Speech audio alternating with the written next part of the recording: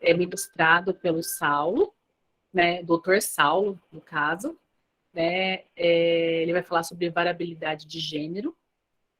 Ele é psiquiatra, médico pela Faculdade de Medicina da USP, coordenador da área de saúde da Aliança LGBTIA+, coordenador de pós-graduação em psiquiatria pela SANAR, professor de saúde LGBTQIA+, pela FM-USP, FM-ABC, SANAR, IBCMed e Unisal. Foi psiquiatra voluntário do Antigos, Ambulatório Transdisciplinar de Identidade de Gênero e Orientação Sexual do IPQ-HCFM-USP, de 2010 a 2021, especializado no atendimento de crianças e adolescentes com vivência de viabilidade de gênero. E editor do livro Saúde LGBTQIA+, Práticas de Cuidado Transdisciplinar pela editora Monelli, em 2021. Pode começar, Sal. Gente, obrigado de novo pelo convite. Queria agradecer novamente a Bray, Dione, Thaís. Uma honra estar aqui falando com vocês. Um monte de gente também está aqui, ó. Dione, Thaís, Walter, Marcelo Limão, que ajudaram no livro. O livro está bem interessante, vou falar um pouquinho dele para vocês. E também, assim, um prazer. Tanta gente que eu conheço. Vai ser quase uma responsabilidade, assim, de, nossa, o pessoal está com uma super, né, expectativa. Vamos cumprir essa expectativa, vai? Vou apresentar a tela aqui para vocês. Desejo gravar a tela. Deixa eu ver se eu preciso permitir que gravem. Espera aí. Senão, não vou deixar, né?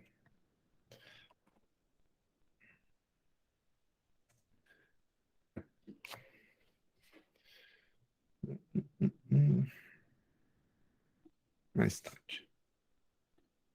Pronto.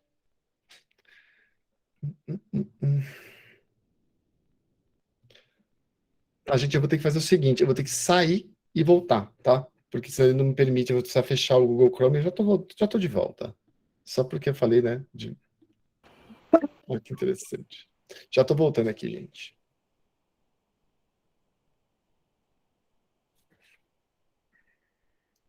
Tem que fechar o Google Chrome. Pronto.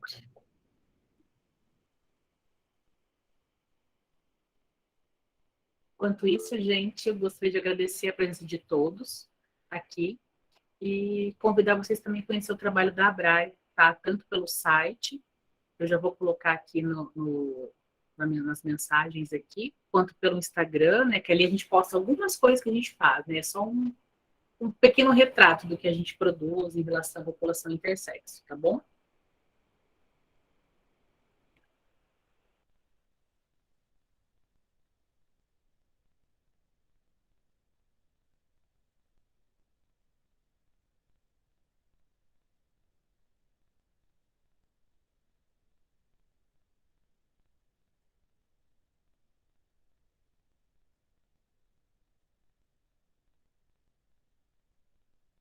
Pronto. Era só tirar o, né, o microfone. Agora sim, olá, pessoal. Estamos aqui, vocês estão me ouvindo, né? Provavelmente. Vamos lá para a tela. Estão me escutando agora? Tudo certo? Sim. Muito bem, muito bem. Sem mais delongas, então vamos falar um pouco sobre crianças e adolescentes com vivências e variabilidade de gênero, tá? Vou começar falando um pouquinho, trazendo algumas referências, né? Começar com o livro, mas eu não estou falando só do livro, tá, gente? Eu preparei esses slides, um pouco das aulas que a gente dá, porque eu não falei com a Dione, eu pensei assim, bom, um mini curso sobre crianças e adolescentes com vivência e variedade de gênero. Vai vir um monte de hater. Vai vir hater, vai vir gente que não acredita, vai vir gente que vai falar que isso tudo é ideologia, então a gente precisa trazer referência para esse povo, né? Então esse slide é um slide de referência. Na verdade, essa aula toda é uma aula para instrumentalizar vocês, ou você que é hater, para, né, te passar algumas informações, para você poder entender que não é coisinha da cabeça do Saulo, ou de, sei lá, da Dione, da Thaís, da Bray, do ativismo, dos movimentos. Não, isso daí tem a ver com ciência, tá? Então eu vou trazer isso para vocês, falando dos princípios de Yogyakarta, falando da Política Nacional de Saúde Integral, vários livros de saúde LGBT, de sexualidade da Alessandra Diel, da Denise, Conselho Federal de Psicologia, Conselho Federal de Medicina, tá? A ONU. Então, assim, ó, não é cabecinha do Saulo, tá bom? Não foi eu que inventei, o que vocês vão ver daqui para frente. O nosso cérebro é limitado por aquilo em que a gente já acredita. O nosso cérebro é limitado por aquilo que a gente já acredita. Por que eu estou repetindo isso? Porque quando a gente vai falar de sexualidade, de questões LGBTQIA+, e de crianças e adolescentes, a gente já acredita em tanta coisa, né? A gente aprende tanta coisa na nossa sociedade. O que a gente aprende? A gente aprende que as pessoas vêm através de um pênis que entra numa vagina e que ejacula, e aí você vai ter espermatozoides, né? A gente aprende isso. Ué, mas é assim que as pessoas veem, não é? Ah, então, dá para ser diferente? Opa, dá. Não precisa ter um pênis dentro de uma vagina. Você pode ter um pênis dentro de um copinho. Um copinho, né? Aí coloca o esperma dentro do copinho, pega esse esperma, e aí você vai lá e faz uma fertilização dentro do vidrinho. E aí você fertiliza lá, faz o ovulinho, faz o embrião, e depois coloca o embrião em alguma barriga, em algum útero. Olha só. Então, não necessariamente é assim, mas a gente aprende que é assim. Depois, a gente vai ter toda aquela pantomima, né, na nossa sociedade para descobrir se a criança é menino ou menina. Aí você vai lá, você olha para o ultrassom, você procura se tem pênis ou vagina, e aí a criança está rezando, né, para você não se preocupar com isso, mas você está lá preocupado se tem pênis ou vagina, será que isso aqui é um pênis ou não? O meu pai tem pênis, o pênis é grande, não é grande? Será que é muito grande? E se for pequeno? E aí, né, você já está achando que o pênis da criança é pequeno, e já está lá, meu Deus do céu, tem que ser maior do que tantos centímetros, porque senão... E aí chega lá, você faz ultrassom e a profissional de saúde, ou o profissional, tá? Aqui não tem, fala, é um menino. Isso aqui é o que a gente chama de designação de gênero, né? Ou gênero designado ao nascimento. Guardem essa frase aqui. Os próximos 15 slides, gente, no comecinho, eu tenho que fazer uma revisão do que a gente considera básico de conceitos, mas eu sei que muita gente às vezes nunca viu sobre isso, a primeira vez está escutando, então é importante. Então a pessoa foi lá, ela reconheceu uma genitália, principalmente genitália, aqui no ultrassom, e falou, designou um gênero, é menino. Aí, né, a pessoa aqui vai resolver, não, vamos fazer uma festa de revelação, de ser menino ou menina. Aí você vai lá, coloca um monte de coisinhas, faz a festa, chama todo mundo e abre o bolo, pronto, é menino. É menino, e aí todo mundo já constrói uma ideia de que esse menino vai ser, esse menino vai fazer, esse menino vai ocupar todos os espaços da sociedade, porque a sociedade é machista, então, pronto, a sociedade toda desse menino, e né, se fosse menina, ai, que legal, vamos lá, né, porque é machismo. Tô brincando, gente, tô brincando, mas assim, existe toda uma referência, um papel social estabelecido para o que quer ser menino e o que quer ser menina na nossa sociedade, né? E as pessoas geram todas essas ideias, idealizações de como essa criança tem que ser. E aí veio uma criança assim, ó, tipo, eu, enquanto Papai Noel, né? E aí essa criança, ela vai lá, vai crescer, vão achar que um dia vai usar o pênis, nunca usou, é passivo total, nunca, não esquece, tô brincando, a gente usa também. E aí tá lá a criança e você tem expectativas em relação à criança, né? Vamos falar dessas expectativas? Eu estou chamando isso de heterocisnormatividade. Eu estou chamando assim nessa aula, porque eu não inventei nada disso, tá? O que é isso? É uma norma, um padrão de que as pessoas todas, o normal, ou que o esperado, ou que o certo, ou que o natural é ser heterossexual, cisgênero. E a heterossexualidade diz o que pra gente? Só existem dois sexos biológicos, masculino e feminino. As pessoas nascem com pinto ou vagina. Quem nasce com pênis vai se identificar como homem, tem uma identidade homem, vai se expressar de uma forma masculina e vai gostar de mulher. Quem nasce com vulva vai se identificar como mulher, vai se expressar de uma forma feminina e gosta de homem. Isso é heterossexualidade. Agora eu vou perguntar para vocês, se alguém conhece daqui, alguém fala comigo, porque eu não estou vendo o chat, tá? Alguém conhece a heterossexualidade raiz? Alguém que não assistiu essa aula, tá? Sabe do que eu estou falando? Heterossexualidade raiz? Deixa eu só ver a cara de vocês. Deixa eu ver a cara de vocês. Acho que não, né? Estou vendo a cara de vocês, acho que vocês não conhecem a heterossexualidade raiz. Então, eu vou apresentar para vocês. A heterossexualidade raiz, gente, é o seguinte. Existem pessoas com pênis e existem pessoas com vagina. Isso aqui, ó, identidade de gênero, expressão de gênero, orientação, isso não existe. Isso é ideologia de gênero. Tá?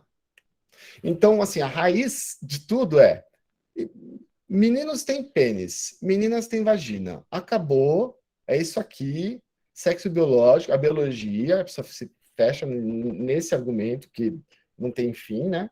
E desconstrói, deslegitima a própria ontologia, o próprio significado do que é identidade de gênero, do que é expressão de gênero, do que é orientação sexual, do que é gênero, né? E chama isso tudo de ideologia, né? Então, a ideologia de gênero, gente, é uma expressão que tem a ideia de deslegitimar, tirar do âmbito respeitável ou científico os últimos 70, 80 anos de estudo em psicologia, antropologia, pedagogia, filosofia, psicologia, medicina, biologia, tudo. Todo mundo estudando gênero, estudando identidade, estudando expressão. Não, isso tudo coloca numa caixinha, fecha, chama de ideologia de gênero e fala assim, ó, a ideologia de gênero está acabando com nossas famílias, para assustar o povo, porque aí se assusta o povo, né? O povo fica assustado, e aí o povo assustado é facilmente controlável, a gente manipula o povo assustado. Então, é uma velha tática aí política de assustar o povo, tá bom? O que eu estou falando quando a gente fala de LGBTQIA+, né? Lésbicas, gays, bissexuais, identidades sexuais, trans, travestis, que a gente usa menos aqui no Brasil, mas mais pessoas estão se referindo como queer. Queer é um nome meio ruim aqui, porque não tem tradução, tá? Seria equivalente a bicha, viada, um xingamento que as pessoas utilizam novamente como orgulho. Queer significaria uma pessoa não cis, não hétero, tá? E de intersexo e assexuais e outras identidades, aí inclui todas as outras identidades sexuais de gênero e de cor, tá? Vamos falar, só para revisar, pessoas trans com uma expressão de gênero feminina, ou como falar aqui, transfeminina, ou transmasculino, né? Transfeminino, quando vocês escutarem isso, a pessoa está falando para você que ela tem uma expressão de gênero feminina. Ou seja, a gente tem pessoas travestis, pessoas mulher transexual, pessoas não binárias transfemininas, ok? Qual que é a diferença? Você vai ver, as três vão ter nomes femininos, as três vocês vão usar pronomes femininos, tá? Ela, dela. As três vão se colocar na sociedade, né, a partir da feminilidade, né, tem a expressão de gênero feminina, mas uma se identifica como travesti, a outra como mulher, a outra como não binária, tá bom? Mesma coisa das pessoas de gênero masculinas, né? Você tem o homem trans e você tem pessoas não binárias transmasculinas também, tá bom? Então, só para fechar esse resuminho, né? Vamos falar do que a gente tem aí na espécie humana. Na espécie humana, existem 3 sexos, no mínimo.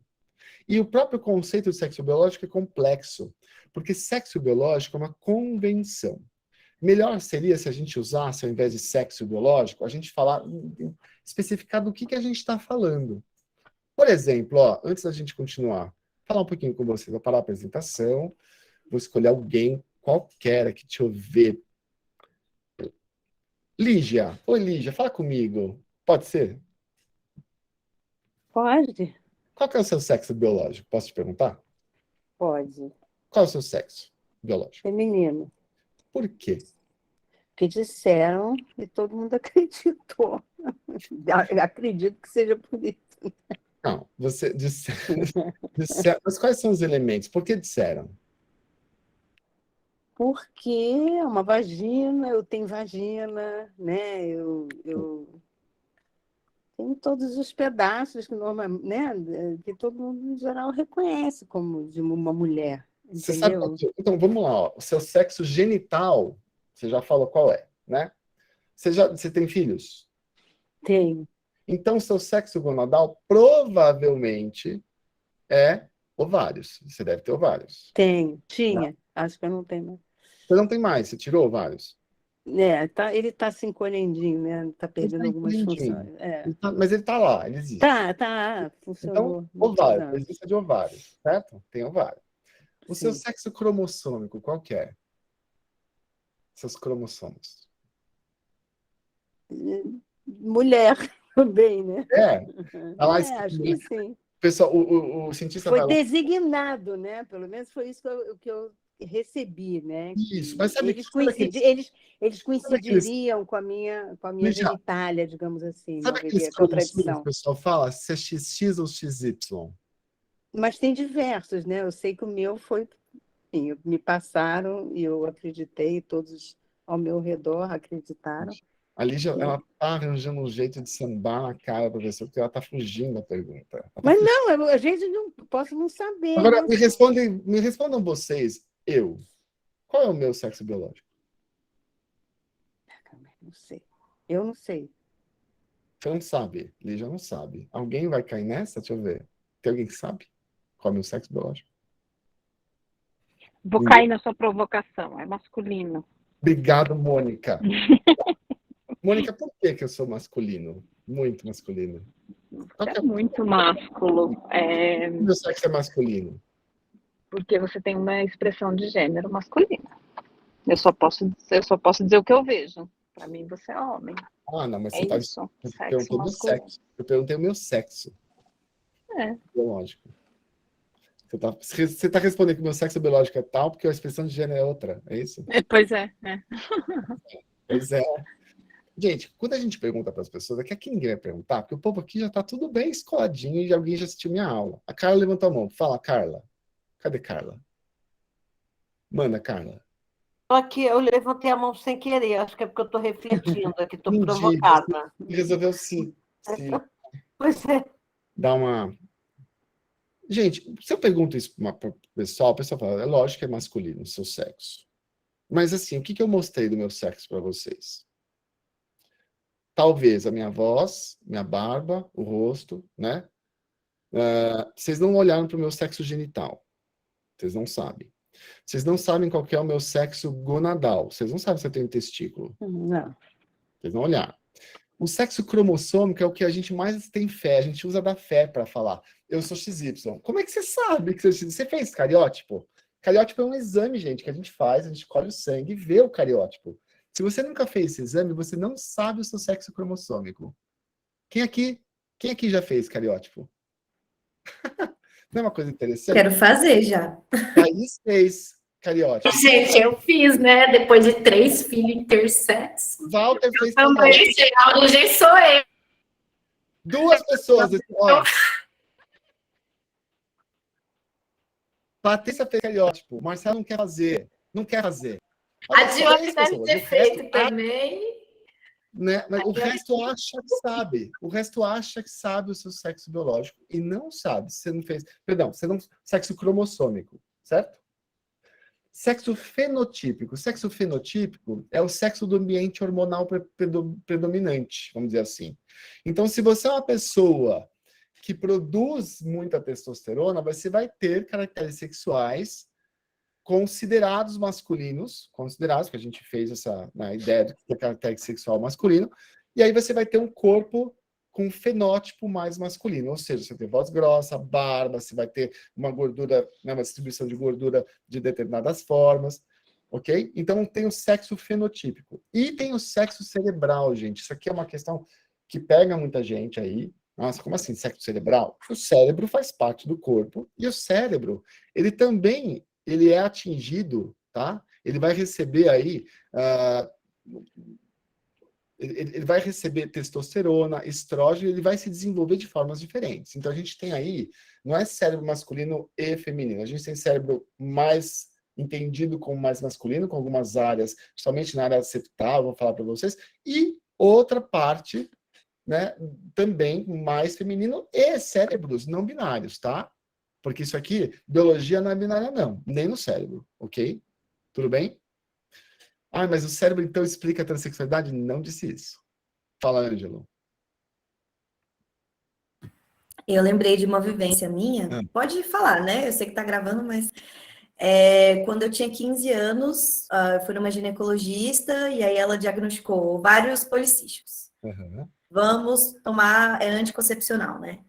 Uhum. E eu lembro que a grande questão era, por quê? Porque senão você vai ter muitos pelos, você vai ter gordura abdominal, né? Bem na barriga ali, não sei o que, vai ser feio, não sei o que.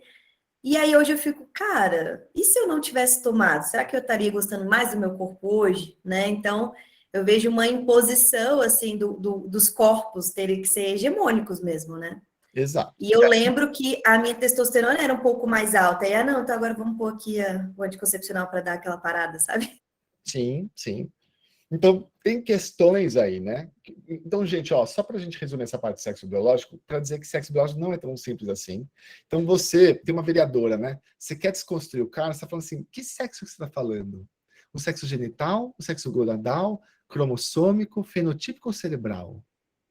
Porque aí, gente, quando a pessoa chega e fala assim, uma vez eu estava na LESP, na Assembleia Legislativa do Estado de São Paulo, estava falando com os deputados lá, porque o povo estava aqui em São Paulo tentando votar um projeto de lei para tirar pessoas trans dos esportes, né? Sempre assim. O pessoal se junta para tirar algum tipo de direito, para dar algum tipo de direito, não existe. Mas o pessoal estava lá discutindo, aí o deputado falou assim, meninos têm pênis, meninas têm vagina.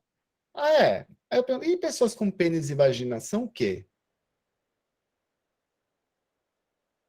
Ah, e a pessoa decide. Ah, a pessoa com pênis e vagina decide, agora as outras, elas não podem, porque o pênis fala por elas, tem voz, e o pênis fala, não, sou homem aqui. Ele vai falando assim com a boquinha dele, é isso. Tá bom. Vamos lá, gente, então, voltando, pra gente... Não tem muito filtro, tá, esse professor? Chega uma hora que você só quer fazer as pessoas entenderem. Vamos lá, ó.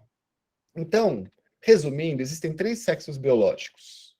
Endossexo masculino, ou seja, você tem uma conformação típica em que você junta pessoas com pênis, XY, testículo. Endossexo feminino, vulva, XX, ovários. E pessoas intersexo, em que você vai ter um sexo gonadal que não necessariamente, né, vai se conformar com um sexo cromossômico dentro dos caracteres, das ideias endossexo, tá? Então você tem diversidades de desenvolvimento do sexo. Você tem diferenças no desenvolvimento do sexo, de diversas formas, ok? E aí a pessoa endossexo masculino, ela vai ter um gênero designado ao nascimento menino. Na nossa sociedade, olhou para o pênis, é menino, certo? Se ela se identifica com menino, ela é o quê? Ela é um homem cis, ou um menino cis. Se ela não se identifica com menino, ela é uma pessoa trans. Aí ela pode ser uma mulher trans, ou uma travesti, ou uma pessoa não binária, tá bom? Pessoas endossexo feminino podem ser mulher cis, se ela se identificar com gênero designado, ou homem trans, pessoa não binária. E pessoas intersexo, aí vai depender do gênero designado. Qual que é o gênero designado ao nascimento? Ninguém não se sabe, porque você tem lá, aí as famílias vão dependendo da família, dependendo do profissional de saúde que encontrar, dependendo do que acontece, as pessoas podem querer fazer cirurgias precoces, que a gente já falou bastante, escreveu bastante, que é um absurdo, porque você não respeita, né, a própria autonomia da pessoa, decidir por ela sobre o que vai ser feito no corpo. Eu acho assim um absurdo as pessoas acharem que está tudo bem, né? A pessoa, por exemplo, tem pênis e vulva, tem pênis e vagina, e aí tiram o pênis. Ah, legal, tirou o pênis e deixa a vulva. Legal. Você tratar como menina não vai fazer a pessoa se identificar como menina. Esqueçam isso.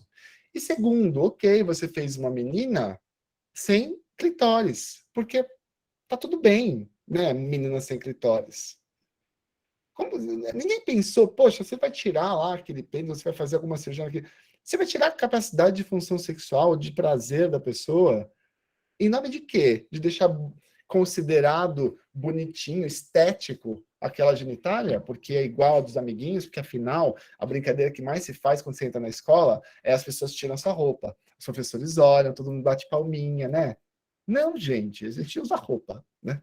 Inclusive, a gente vive numa sociedade muito maluca, né? Porque a gente faz de tudo para esconder o nosso sexo biológico pelas roupas, só que a roupa tem que fazer de tudo para mostrar o nosso sexo genital e mostrar o que a gente usa na roupa, atrás da roupa, né? Então, a pessoa intersexo, dependendo do gênero designado, ela pode ser cis ou trans. Ela pode ser uma pessoa trans, se errarem na designação de gênero, né?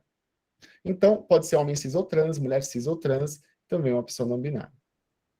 Como assim uma pessoa intersexo trans? Por exemplo, falar... Gente, quando eu falo pênis e vagina, é um pouco mais complexo que isso, mas é para tomar didático, tá? Se eu nascer com pênis e vagina, e alguém resolveu tirar pênis e deixar só a vagina. E então designaram como menina. Deram um nome lá. A Rafaela, a Paula, tá? E aí a Paula tá lá, mas ela não se identifica como Paula. No caso, vai ser um homem trans intersexo. Transsexualidade, né, em pessoas intersexo, a grande maioria, portanto, é iatrogênica, ou seja, foi causada pela medicina, tá? Porque se você não designasse, se você esperasse, a pessoa ia se identificar como ela ia se identificar, né? Pode ser que ela se identifique, depois ela se identifique de novo? Pode, mas isso é um pouco mais raro, né? A gente não vê isso acontecer tanto, né? A gente vê mais as pessoas querendo designar desde o início, e aí pode dar questões. E a expressão de gênero, gente? Expressão de gênero, masculina, feminina ou não binária, tá bom? Você vai ter pessoas que vão usar roupas masculinas, vestimentas masculinas, roupas femininas, e também, gente, expressão de gênero também tem a ver com barba, deixar barba ou não deixar barba, crescer, né? E tudo que tem a ver com o que produz leitura social. Você olha para a pessoa e fala, uma pessoa masculina, uma pessoa feminina. Ou não binária também, tá bom? Como é que você pode ficar uma pessoa não binária em termos de expressão de gênero, tá?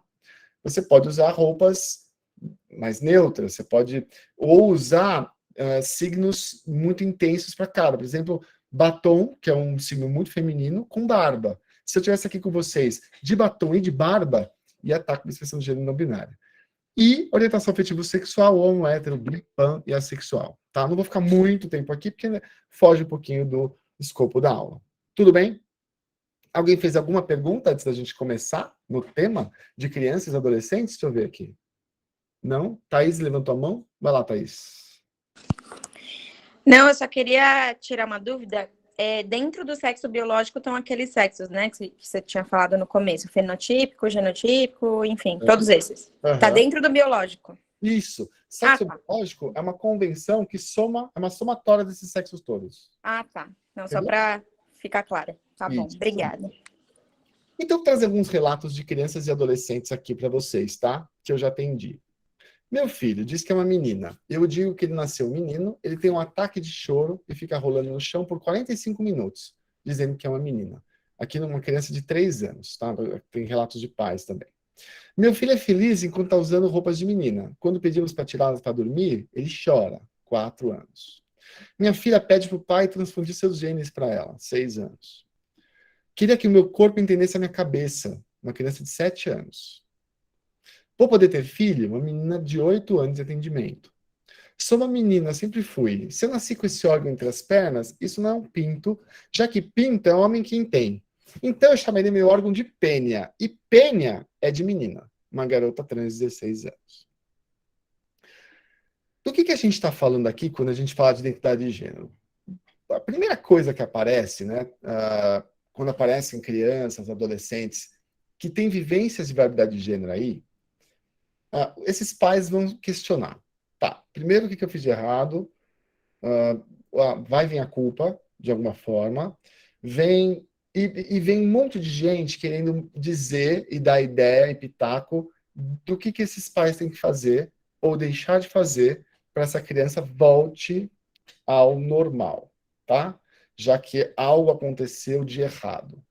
Primeiro, gente, importante colocar aqui, né? A gente não está, em momento algum, dizendo que transexualidade é doença ou transtorno. Então, se não é doença ou transtorno, não é algo errado que pode acontecer com alguém. Não que doença ou transtorno também seja algo errado, tá? Pelo amor de Deus, não. Mas não é algo modificável. Quando a gente pensa em transtorno, né, ou doença, é algo que é modificável. Bom, vamos tentar tratar isso aqui, vamos tentar melhorar isso aqui. Né? Então, você parte da ideia de que você vai modificar algo que está acontecendo, um processo que acontece na pessoa, porque ela está sofrendo, porque ela perdeu a liberdade de existência, assim por diante, que acontece nos transtornos, né, ou nas doenças. Agora, a pessoa trans, você não vai modificar, afinal, não é transtorno. Então, por que na fase adulta, não é transtorno, ninguém modifica. Mas na infância, se tenta modificar o tempo todo, né? A criança. Então, esses próximos 3, 4 slides são para trazer um pouquinho mais de base aí da formação da identidade de gênero, tá? para vocês terem argumentos para trazer para essas pessoas, para familiares, para outras pessoas que venham desconstruir a ideia da existência de crianças ou adolescentes trans ou com vivência de variedade de gênero. Por que a gente usa vivências de variedade de gênero, tá? Vamos pensar que variabilidade de gênero é, muitas vezes, ter uma expressão de gênero variante. Você tem uma criança endossexo masculino com uma expressão de gênero feminino. Né? Uma criança endossexo feminino com uma expressão de gênero mais masculina. Isso é vivência de variabilidade de gênero. É uma criança que está lá, que ela tem um jeito mais feminino, que ela gosta de brincar de boneca, uma pessoa endossexo masculino, né? Tem pênis. Gosta de brincar de boneca. Isso tudo, gente, não significa que vai ser trans. Tá? É uma vivência de variabilidade de gênero. E a gente começou a usar mais esse termo, por quê? Quando você fala criança trans, quem que diz que a criança é trans? É a criança. Então, quando a criança se diz trans, ela pode se dizer, aí a gente fala em criança trans. Quando a criança não se diz trans, e a maioria não se diz nada, na verdade, ela não está se dizendo, ó, eu sou uma criança transexual, a gente fala que a criança tem uma vivência de variabilidade de gênero. Para a gente, novamente, não atribuir nenhuma identidade nessa criança, que é ela que tem que se identificar. Faz sentido para vocês isso? Então, assim, quanto que a gente usa a criança trans? Se a criança está se identificando como trans, se ela não se identifica, a gente vai ajudá-la a se identificar ou aguardá-la a se identificar, porque pode não se identificar também, tá bom? Como é que se dá essa formação? Resulta de uma interação complexa entre fatores biológicos, sociais, psíquicos, cognitivos, culturais e relacionais. Gente, a identidade de gênero ela é um produto final, tá, de uma cascata de eventos que começa com a matriz biológica. O que eu estou dizendo com isso? Estou dizendo que nós temos, por exemplo, na nossa personalidade, a identidade de gênero faz parte da personalidade, mais um aspecto da personalidade da pessoa, né, do indivíduo. Na personalidade, a gente tem aspectos que vêm junto com a pessoa, que a gente chama de temperamento, e a gente tem aspectos que vão sendo construídos e vão sendo moldados e melhorados na sociedade que a pessoa está, que a gente chama de caráter. Né? Então, temperamento a gente observa em cachorro, a gente observa em bebê, a gente observa, né, em animais. Os animais são diferentes, bebês são diferentes. Isso é temperamento, tá? E a identidade de gênero, ela está entre temperamento e caráter. Tem um quê da identidade de gênero que já vem com a pessoa, e tem um quê da identidade de gênero que vai sendo moldada, que vai sendo construída com o tempo e com o que ela vai recebendo também do seu ambiente. O que eu estou querendo dizer? Um outro exemplo. Pensem que a gente vem com um álbum de figurinhas, e esse álbum é nosso, é a gente, tá? Veio conosco junto com o nosso corpo.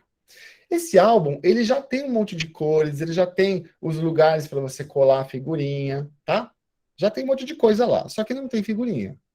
Então a gente está lá com o nosso álbum, e aí a gente pega uma figurinha e vê se cola. Opa, coloquei aqui.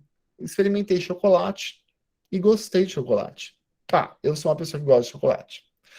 Experimentei chocolate, pá, não estou gostando de chocolate, não gosto. Mas todo mundo fala que é uma delícia. Gente, eu não gosto. Não, mas você não experimentou certo. Não, mas eu experimentei. Você não está gostando porque você não comeu o melhor. Aí você vai tentando colocar, não cola e não fica com você. Por quê? Porque você não gosta. Como que a gente explica gosto, né? Não bateu em você, não colou aqui. Ok, peguei um signo lá masculino, ou então alguma coisa que você gosta em relação à masculinidade.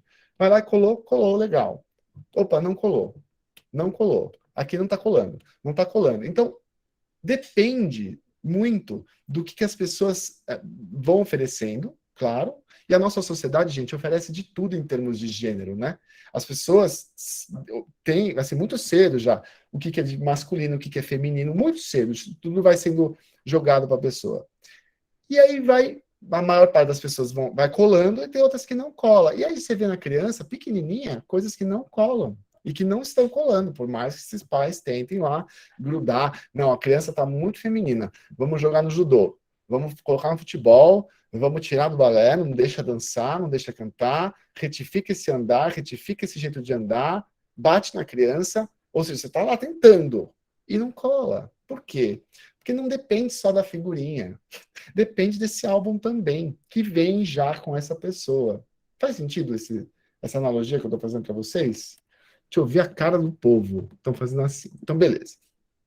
Então, assim, o Saulo está falando que é biológico. Não, gente, eu estou falando que tem um quê que já vem conosco, mas é claro que também a identidade, como a gente se identifica, obviamente, a gente vai usar elementos que são da sociedade. Eu não tenho como me identificar como homem cis se eu nem sei o que é homem, ou que ninguém me apresentou essa palavra, ou cis. Então, a gente vê, eu atendo criança, adolescente, às vezes a pessoa, ela fala assim, olha, eu só descobri que eu sou trans depois que eu li na internet transexual. Aí eu fui estudar, e aí fez muito sentido para mim. Olha só. A pessoa já tinha uma vivência trans, uma vivência de variedade de gênero, mas ela nunca soube nomear isso. Aí ela leu, opa, eu consigo nomear isso. Então significa que a internet, ela influenciou esse adolescente. Um adolescente está influenciado agora, descobriu a palavra trans e virou trans. Gente, quem daqui já descobriu a palavra trans e só virou trans depois que descobriu a palavra trans? Todo mundo aqui já escutou, todo mundo que é cis, já ouviu a palavra trans e continua sendo cis, né?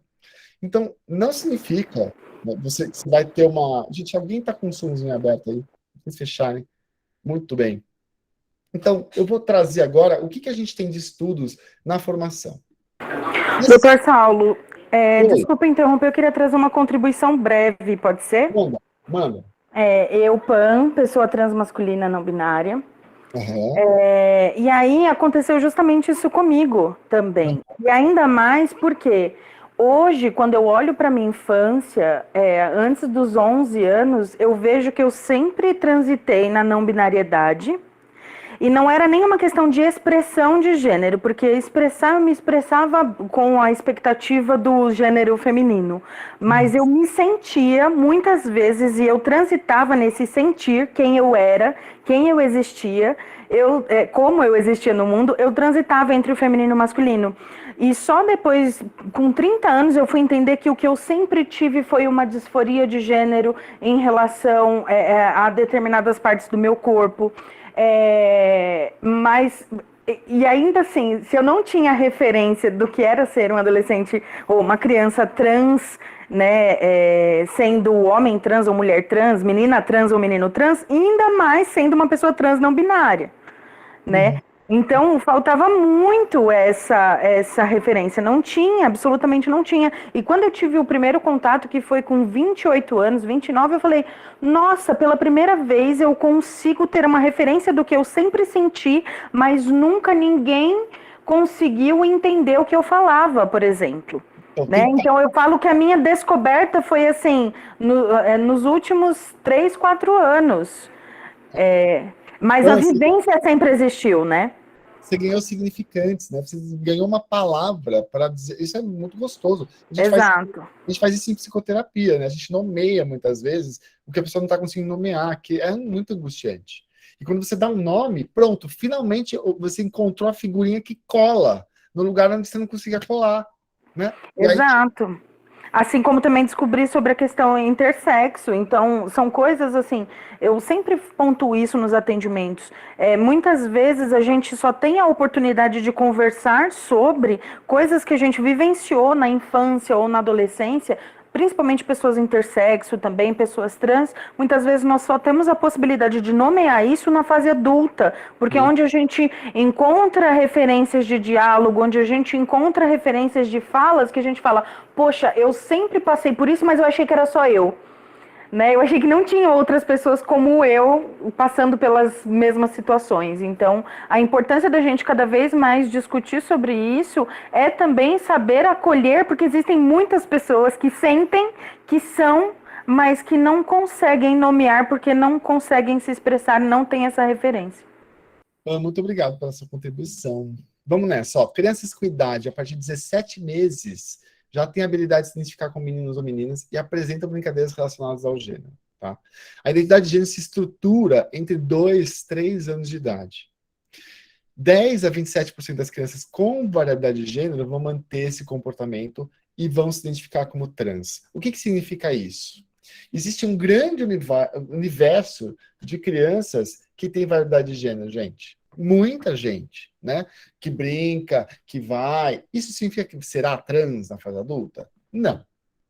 Apesar de que, nesse estudo aqui, ó, esse estudo aqui a gente questiona um pouco, porque as crianças que eles colocaram aqui, eles estavam falando que eram crianças com disforia de gênero. Aí você vai ver, não eram crianças disfóricas. E a gente está usando disforia aqui em relação a sofrimento em relação ao gênero, tá? Eram crianças que tinham variedade de gênero, que é muito comum. Criança considerada afeminada, menina que gosta de jogar futebol, bem comum, né? Para ainda mais em 2002, quando fizeram esse estudo. Então, o que a gente olha aqui, ó? Manter o comportamento na vida adulta, ó. Raramente essas pessoinhas mudam depois do início da adolescência. Então, a adolescência, ela tende a ser um momento em que, quando começa, se você tem sofrimento em relação às mudanças corporais, alta chance de transexualidade, da pessoa ser trans. Quando você não tem sofrimento, ainda pode ser trans, tá? Ainda pode ser. Mas raramente ela muda depois do início da adolescência. Então é um momento em que, se continuar até lá, provavelmente vai ser trans, tá bom? Alguns aspectos socioculturais, né? Ó, todo ser humano resulta da interatividade de diversos marcadores, tais como religião, raça, etnia, nível socioeconômico, geração, educação, outros. Ser homem, mulher ou outros gêneros em cada sociedade e cultura é diferente. O ambiente interfere no papel, na expressão de gênero e também na identidade, né? Como a gente vai se identificando se você não recebe esse significante. Eu estou dizendo o significante dessa palavra, essa nomeação. Nunca, você não consegue se nomear, ou você não consegue achar essa palavra, tá? O feminino e o masculino são classificações de mundo social usados na identificação de atividades, lugares, objetos, profissões, e pode mudar com o tempo. Mas o que a gente tem aqui de aspectos biológicos da identidade de gênero, tá? O que a gente tem a ver com essa matriz que eu estou falando, esse álbum que vem sem figurinha nenhuma? A gente tem alguns efeitos hormonais, tem uma relação com receptores de estrógenos e andrógenos cerebrais. A testo tem um efeito organizacional no cérebro, masculiniza aspectos do comportamento sexual num período específico do desenvolvimento, tá? Por exemplo, meninas com hiperplasia adrenal congênita. No cérebro masculino, o estradiol promove desfeminização, leva a um comportamento masculino. Isso aqui são estudos em humanos e também em animais, tá? A formação desse eu feminino é muito mais complexo, pouco conhecido, tem uma enzima que é encontrada em maiores quantidades em hipotálamo feminino, tem aspectos biológicos relacionados à genética, com vários polimorfismos genéticos, que tem associação com identidade de gênero trans. Nossa, então descobriram alterações genéticas em pessoas trans. Sim. Por exemplo, você tem uma alteração, uma diferença no receptor de andrógeno, e aí esse cérebro, ele fica menos responsível a andrógeno. Se esse cérebro é um cérebro que está num corpo endossexo masculino, que endossexo masculino produz testosterona. Essa testo chega lá no cérebro. Esse cérebro, ele é pouco responsível à testosterona, porque tem um gene que faz esse receptor ser menos responsivo. Esse cérebro, ele se feminiliza, e ele fica feminino, tá? Tudo entre aspas, porque a gente está chamando de feminino, algumas alterações cerebrais ficam com uma conformação que a gente considera feminina, tá? E aí você tem uma pessoa se identificando como mulher, tá? Então a gente vê, assim, mulheres trans com mais associação com alguns polimorfismos genéticos. Homem trans também, né? CYP17 em homens trans, ó, que está relacionado com a produção de testosterona. Receptor de andrógeno nas mulheres trans, são mais insensíveis a andrógenos, tá bom? Isso aqui no cérebro, tá? Só no cérebro. E estudo com irmão gêmeo monozigótico, ó, 33% de incongruência de gênero em ambos. Incongruência de gênero é um termo, tá? Um diagnóstico que a gente encontra na CID-11, que se refere a uma pessoa que não se identifica com o gênero designado ao nascimento. Pessoas trans não são incongruentes com o gênero delas, elas são muito congruentes com o gênero delas, elas são incongruentes com o gênero que alguém achou que ela tinha por conta daquela genitália. Tudo bem? Então, quando a gente olha estudos, né, com irmãos monozigóticos, ou seja, que são idênticos, 33% de chance do outro também ser trans. Mas não é só genético. Claro, ninguém falou que é só genético, mas, gente, 33% é uma alta chance, é uma alta taxa. Então, a gente está falando que a genética contribui, ok? Tem contribuição genética aí. Tem contribuição cérebro, né? Então, fatores genéticos, níveis de hormônios pré-natais dentro do útero vão interferir na diferenciação do hipotálamo. Tem estudo de ressonância que vai mostrar o padrão de ativação cerebral em adolescente trans é semelhante ao de adolescente cis do mesmo gênero, menino trans igual a de menino cis, em termos de padrão de ativação cerebral. Tá? E mesma coisa a mulher, menina trans com menina cis. A massa cinzenta de adolescentes trans se assemelha de adolescentes cis do mesmo gênero, que a pessoa se identifica, tá? Ou seja, gente, a gente tem já vários estudos. Eu coloquei aqui em todos esses slides as referências, tá bom? Para ninguém achar que eu estou mentindo. E tem muito mais, aqui não cabe um monte de referência aí. No nosso livro, né, todo mundo escreveu, a gente fez um capítulo só sobre isso, e tem várias referências lá, recomendo que vocês deem uma olhadinha. Enfim, né, tem aspectos biológicos aí. Isso significa que é doença? Não significa, só significa que é mais uma diferença da grande variabilidade biológica humana, tá bom? Diversidade biológica. Então, as crianças com variabilidade de gênero, quando elas têm um comportamento consistente, insistente, persistente, a gente começa a se questionar, será que a gente está falando de uma criança trans aqui? Será que pode ser uma criança trans? Tá? Tem um monte de estudo que tenta, né, perguntar, será que existiriam fatores que a gente consegue enxergar com 5, 6, 7 anos, que vai já ser um preditor para essa criança ser trans na fase adulta? Né? Para alta chance dela ser trans na fase adulta? Tem alguns estudos nisso, todos eles ainda precisam ser replicados, tá bom? Precisa ser mais estudo, a gente não tem como afirmar nada ainda, mas tem um estudo que mostrou que uma criança de 5, 7 anos que fala, eu sou uma menina, eu sou um menino, tem maior chance de ser trans na fase adulta do que uma criança que diz, eu queria ser um menino, eu queria ser uma menina. Quando a criança está dizendo, eu queria ser uma menina, ela se reconhece como menino e fala que o desejo dela, que ela gostaria de ser uma menina. Gente, isso tudo não ainda está, a gente precisa de mais estudos, tá bom? Então ainda não está validado dentro da ciência. Crianças, por exemplo, tem umas crianças que já têm alguns comportamentos, como, por exemplo, urinar de pé, né? Uma menina, perdão, no caso, um menino trans que urina de pé, já pequenininho, né? E faz xixi de pé. Alguns comportamentos que você identifica e que aparentemente são preditores. Por que as pessoas ficam pensando em preditores? Porque tem toda essa preocupação em relação às mudanças, modificações corporais, que vai acontecer só com 16 anos. Então, assim, no final das contas, a gente não precisa procurar por preditores na infância, né? Se a criança não tem preditor nenhum, significa que a gente vai, então, dar porrada nela, vai bater, vai falar para ela que ela não é, vai adiantar isso, né? Vai funcionar, a criança vai deixar de ser, ela vai deixar de ser na frente dessa pessoa que não deixa ser. E vai ser com ela mesma, com outras pessoas, e vai aprender a ter vergonha, vai aprender que tem partes dela que não podem ser mostradas. Então, importante aqui, que essas pessoinhas têm um comportamento consistente, insistente e persistente, tá bom? Sinais. Então, insistir de que é outro gênero, que não designado ao nascimento, usar adereços, se vestir, brincar de maneiras típicas de outro gênero, às vezes, tá, são sinais, forte desgosto por sua anatomia genital, desejo por ter características físicas típicas de um outro gênero, é um assunto recorrente no dia da criança, tá bom? E aí, a gente vai tentar ver se é uma fase, né, pode ser uma brincadeira, uma fantasia, ou se é uma persistência, em que vai permanecer o comportamento aqui por mais de 6 meses em critérios diagnósticos, tem o critério aqui de incongruência de gênero na infância, da CID-11, que vai persistir por pelo menos 2 anos, então é mais tempo. Importante. Então se é um diagnóstico é doença. Não, gente, a gente tem diagnóstico de gravidez, também não é doença.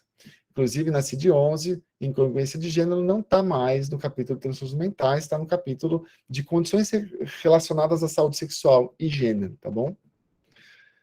Então, aqui a gente tem o racional, alguns sinais que aparecem. Né? E adolescentes? Adolescentes também, comportamento consistente, insistente e persistente. A pessoa vai ter uma incongruência marcante entre gênero identificado e aquele designado no nascimento. Frequentemente pode levar ao desejo de transição, para ter experiências e ter aceitação da sociedade como uma pessoa daquele gênero. A transição pode acontecer por meio de hormonização, cirurgias, outros procedimentos. E o comportamento e as preferências variantes de gênero isoladas não atribuem diagnóstico. A pessoa também que está tendo vivências de variabilidade de gênero não recebe diagnóstico de incongruência de gênero. Quem que recebe? Quando a pessoa diz que é. Né? Quando tem uma questão de identidade.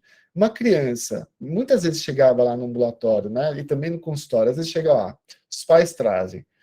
Ai, meu filho adora brincar de balé, ele gosta de ficar, ele só coloca a personagem feminina nos videogames e ele brinca de boneca. A gente acha que ele é trans. Aí a gente vai falar com a pessoinha. E aí, qual que é o seu nome? Marcelo. Ah, Marcelo, e aí? Você é menino, menina? Sou menino. Ah, você tem alguma questão com isso? Alguma dúvida? Não. E tá lá brincando de boneca. Qual é a questão de identidade de gênero dessa criança? Nenhuma. Não existe, tá? Essa criança está se dizendo menino. Então, até agora, a gente não está falando aí de uma identidade de gênero, né, em que a pessoa está lá reivindicando. Não, a gente está falando de uma criança com vivência de variedade de gênero. Tudo bem? Alguém fez alguma pergunta aí? Ou levantou a mão? Manda. Eu estou atendendo um paciente, né, um homem trans. Ele tem 18 anos. Não hormonizou ainda, e aí ele me trouxe um dado que me chamou a atenção. Eu queria saber se você sabe um pouco sobre isso. Ele fala que tem um pouco de dissociação. E aí eu fiquei pensando se é comum esse tipo de evento em pessoas trans. Eu fiquei pensando assim, me pareceu, do tanto que eu investiguei, como uma forma de mecanismo de defesa mesmo. Né? Os pais ainda, às vezes, falam pronome feminino, às vezes no masculino, então tem umas questões ainda de não aceitação, ele tem medo de enfrentar a hormonização, sendo que é algo que deseja, e ele também gosta de usar roupas que são consideradas mais femininas, então, um menino feminino, né? E aí ele trouxe essa questão de, às vezes eu não sinto que sou eu, às vezes eu sinto que eu me misturo com uma outra pessoa. Aí são meio que 3 tipos de dissociação que ele traz, assim. É comum? Não, não é. Concordo contigo que é um mecanismo de defesa. Dissociação, gente, é isso que acontece, né? A consciência, ela se dissocia, ela se divide. A dissociação mais típica é você viajar numa aula. Você está assistindo a aula, de repente você vai lá, olha para o horizonte e fica lá viajando, indo para outro lugar. Você foi para outro lugar. Tem gente que dissocia quando entra numa questão muito difícil, começa e aí entra no outro lugar, vai para aquilo lá, depois volta. Ai, você estava falando? Nem ouvi, né? Dissociou. Então, quando a dissociação é patológica, quando a pessoa tem transtorno dissociativo, né? Muitas vezes pode ser por alguma questão aí de como lidar com isso, né? Um mecanismo de defesa mesmo. Mas não é tão comum, não em pessoas trans, tá? Não é. Tá bom. Não vê, tá bom? Pois bem, como que é feita a avaliação? Como que a gente avalia dentro do ambiente de saúde? Primeiro, crianças trans deveriam procurar? Todo mundo tem que ir para o psiquiatra, psicólogo? Não, gente. Se a gente está falando de uma pessoa, transexualidade não é doença, por que você leva para o psiquiatra? Por que você leva para o psicólogo? Né? Por que se leva? Se leva porque a gente está falando aí de uma pessoa que tem um risco de ficar doente, porque a nossa sociedade é absurdamente transfóbica.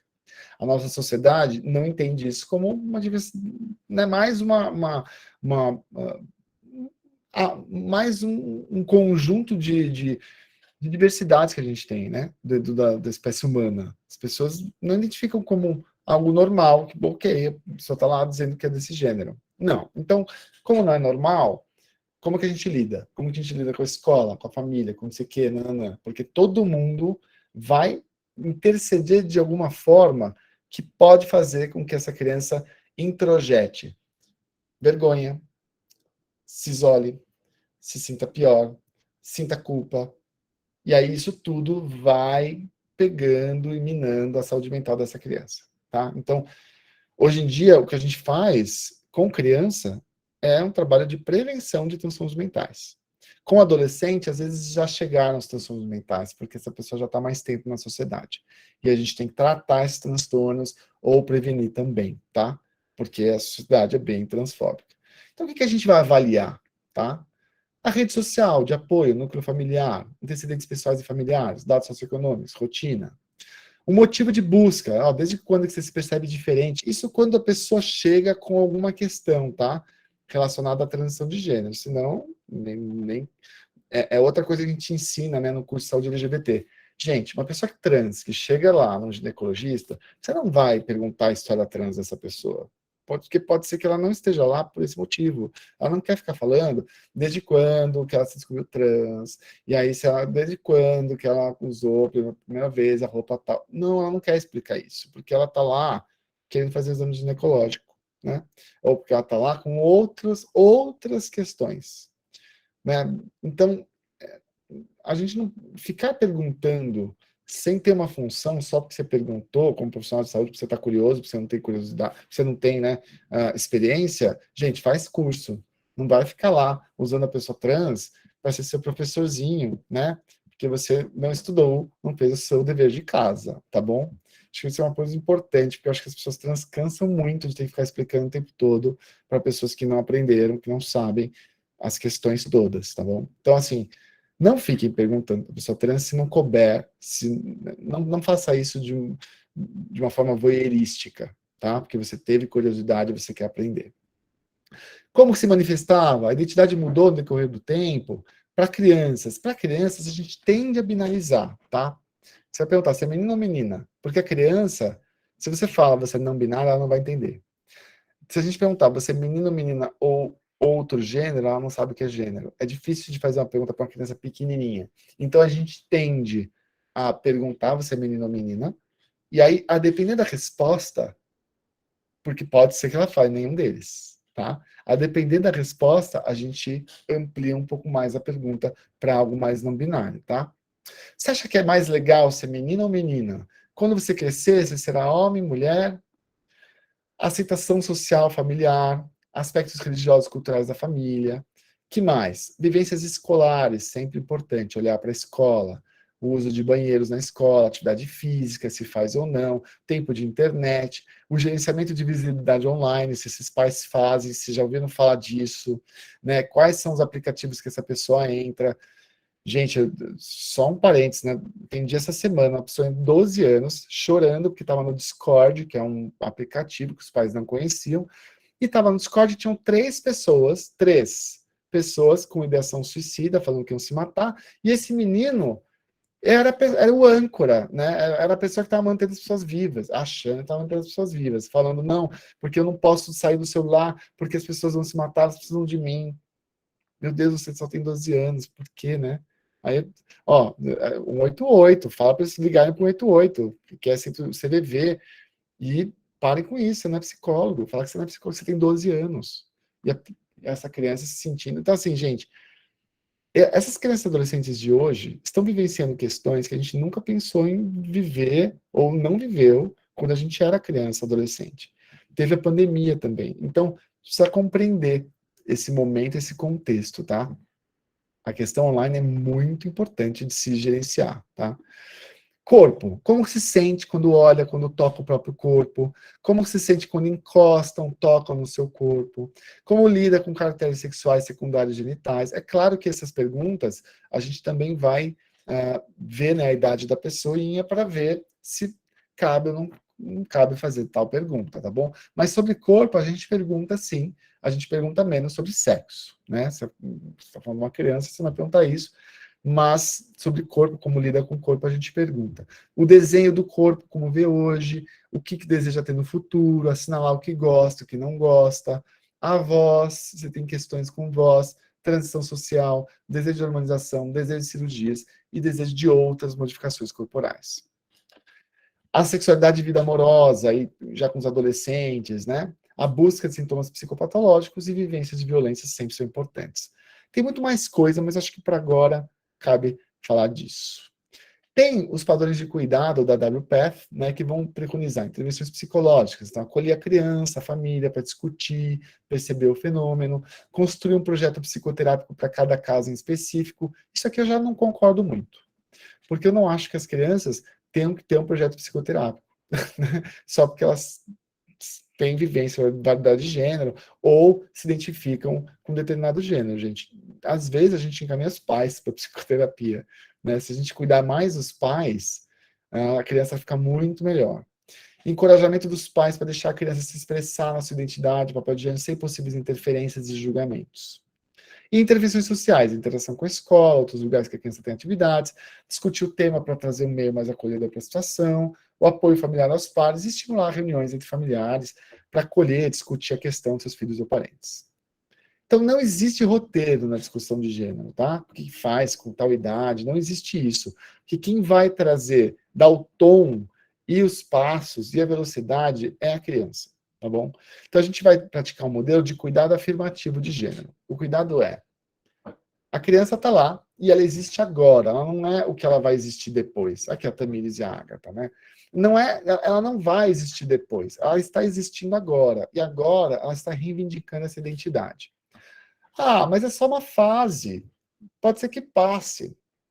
Imagina você, que acabou de passar no vestibular da USP, na medicina. E aí chega o seu, você está super feliz, chega o seu pai, você está feliz, você descobriu, você fez a faculdade, está na faculdade.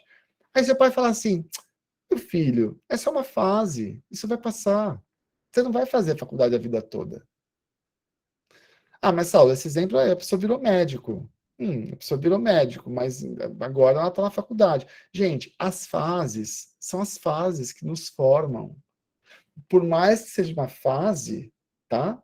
Essa fase é algo que forma a pessoa. Pode ser que ela não se identifique como trans, mas como ela vai se identificar tem relação com tudo que ela vivenciou nessa fase, né? Se é que é uma fase. Então, as coisas que acontecem nas nossas fases de vida, elas vão construindo e colocando tijolinhos de autoestima ou tijolinhos de baixa autoestima, a gente começa a odiar, começa a ficar com raiva da gente, né? Começa a se cuidar pouco, porque a gente não aprendeu que a gente é amado do jeito que a gente é. E a gente passa a não nos amar do jeito que a gente é. Olha só, aí eu preciso emagrecer, ter um corpo padrão, ter um corpo sarado, ter um corpo nananã, me alimentar de tal forma, aí eu não consigo, eu me sinto mal o tempo todo, aí eu vou só vou ser feliz comigo quando eu tiver tal coisa, ou quando eu fizer tal coisa. Aí você não aprende a ter amor por si mesmo, porque você não aprendeu, você não recebeu esse amor por quem você é. Você tem que ser alguém, ou tem que ser algo para ser amado. Então a gente está falando sobre amor aí, tá? Eu sei que eu dou uma viajada, gente, mas vocês me parem, tá? Se tiverem alguma dúvida. Variações de identidade e expressão são aspectos normais da diversidade humana, gente, tá bom? E problemas de saúde mental nessas crianças vão surgir do estigma, das experiências negativas e podem ser evitados com a família, ambiente social de apoio, incluindo cuidados de saúde, tá bom? Quais são algumas inseguranças da puberdade?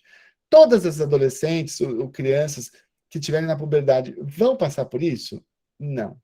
Tem crianças que chegam na puberdade e passam liso, continuam reivindicando essa identidade de gênero diferente do gênero designado, mas não sofrem com a puberdade, tá bom? E tem outras pessoas que sofrem muito com a puberdade.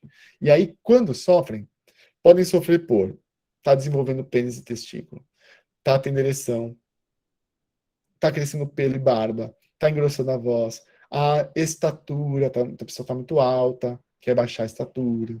Meninos trans, medo incômodo com a menstruação, crescimento de mamas, ou ocultação de mamas, vamos ocultar com binder, ausência de pênis.